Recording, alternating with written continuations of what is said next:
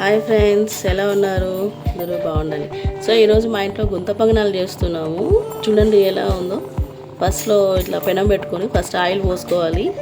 అది హీట్ ఎక్కినాక చూసారా ఇలా బాగా వేసుకోవాలి గుంత పొంగనాలు.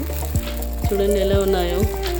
ఇందులో కొత్తిమీర కరివేపాకు ప్లస్ జీరా మిర్చి వేసి ఎర్రగడ్డలు వేసి గ్రైండ్ చేసి పెట్టుకోవాలి. మీకు ఏమైనా ఈ రెసిపీ కావాలంటే చెప్పండి, మీకు కామెంట్ చేస్తే చేసి చూపిస్తాను. సో ఇలా అన్నీ పూర్తి అయిపోయాయి. దీని మీద ఇలా ఆయిల్ వేసుకోవాలి మనం.